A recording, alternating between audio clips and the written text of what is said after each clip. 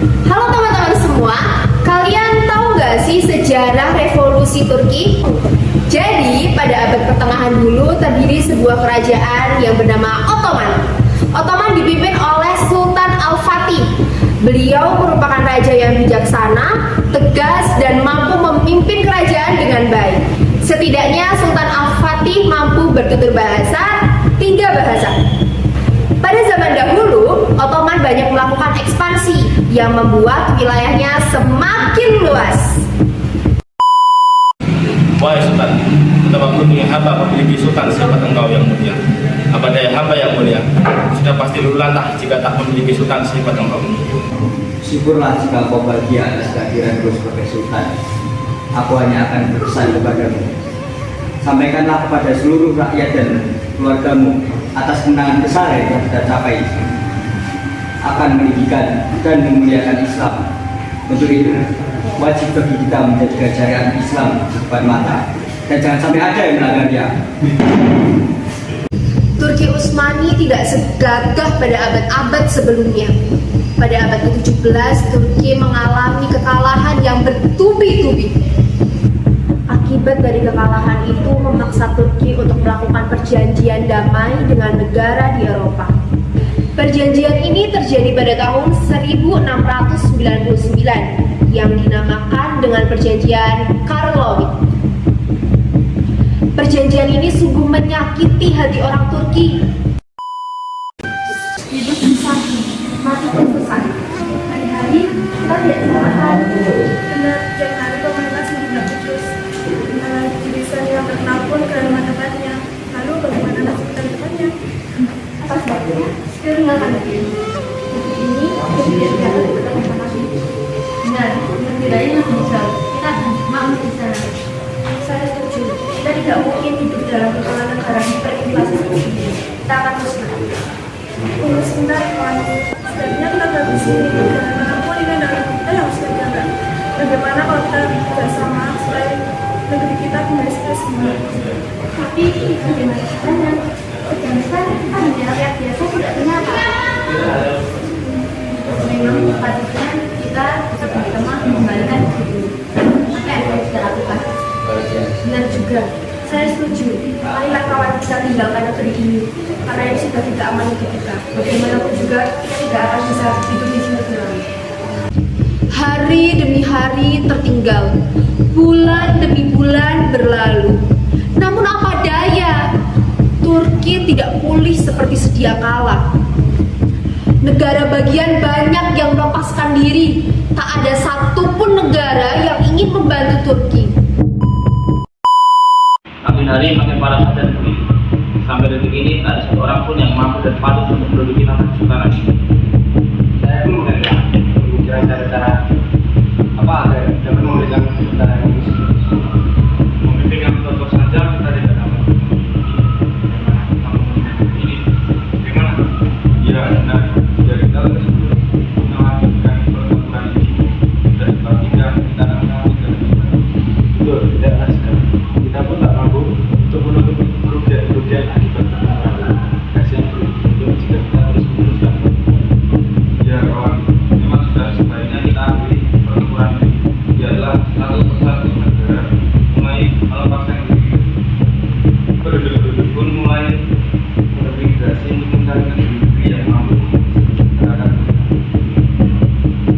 Sudahlah, kita sudah tidak mampu lagi untuk pulang. Mau bagaimanapun, pada akhirnya kita akan kalah. Sebaiknya kita selamatkan pasukan-pasukan yang masih tersisa. Nah, dan tidak salah lagi untuk kita selamatkan.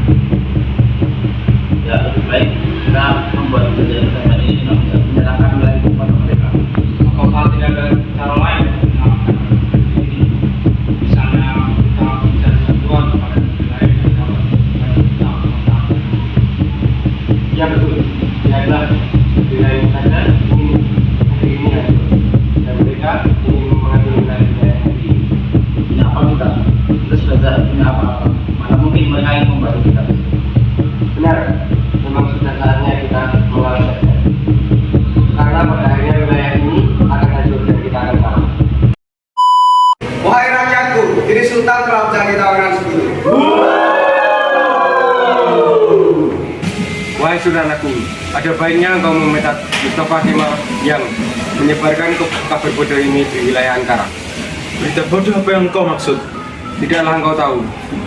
Ia mengkritik tentang engkau menjadi pemimpin yang buruk. Ini tidak boleh terjadi.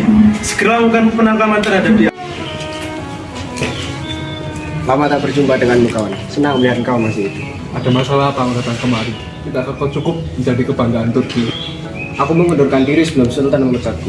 Perihal kabarmu yang bergerak itu, apa tujuan datang kemari kawan?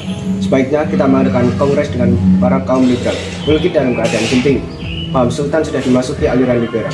Baik, akan kita lakukan. Terbentuklah kaum nasionalis dan liberal yang pada saat itu Mustafa Kemal menjadi ketua Dewan Pengarah dan dikembalikan jabatannya.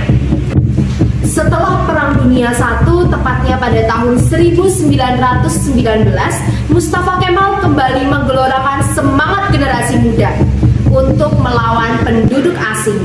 Wahai kawanku, alangkah baiknya kita membuat rezim publik di Anatolia. Tidak ada cukup bagi kaum nasionalis. Memanglah tidak cukup. Ada baiknya Turki memiliki majelis nasional agung. Baiklah, selagi untuk Turki. Hebat atas semua yang telah kau lakukan. Sudah aku bilang apa?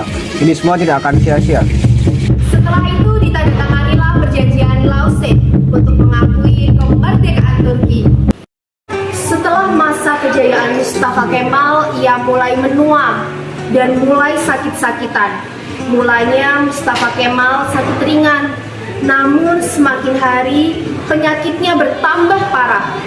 Desas-desus mengatakan bahwa penyakit Mustafa Kemal ini karena kezoliman dirinya menghapus ajaran Islam. Keadaan Mustafa Kemal kian memburuk. Bau busuk dari badannya kian menyengat hidung. Bertambah pula penyakit di dalam tubuh Mustafa Kemal, yaitu perutnya membesar, berisikan cairan penyakit.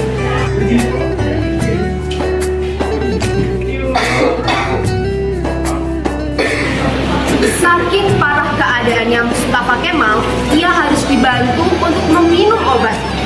Kali ini, dokter menusukkan jarum ke perut Mustafa Kemal untuk mengeluarkan cairan di perutnya.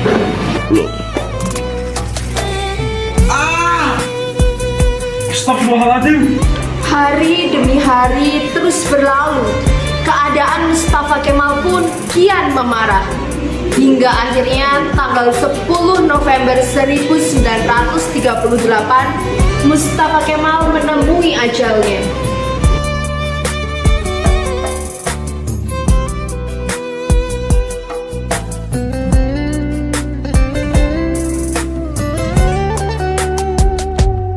Kejadian memilukan pun datang saat di hari pemakaman Mustafa Kemal. Jasadnya ditolak bumi. Bagaimana bisa? Saat jasadnya dimasukkan ke liang lahat, jasadnya kembali keluar. Sudah dicoba berkali-kali, namun bumi menolak jasad Mustafa Kemal. Pada akhirnya, jasad Mustafa Kemal hanya dibiarkan di peti. Bahkan, bau busuk Mustafa Kemal masih ada hingga saat ini.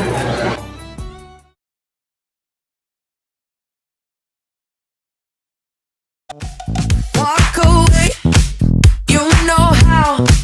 Don't start caring about me now. Aren't you the guy who tried to hurt me with the word goodbye? Though it took some time to survive you, I'm better on the other side.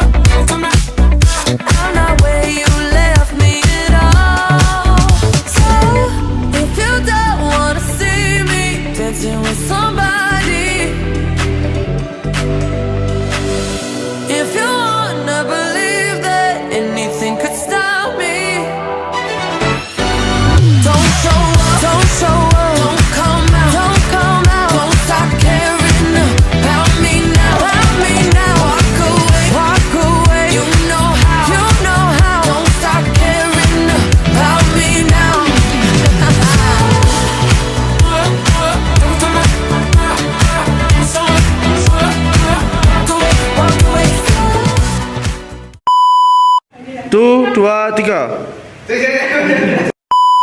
Oh.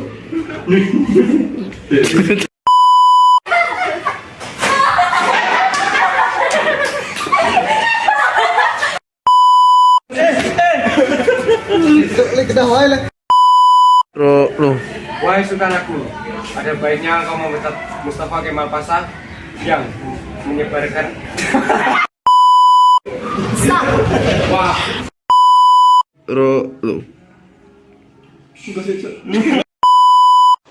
Makin hari makin parah. Wah.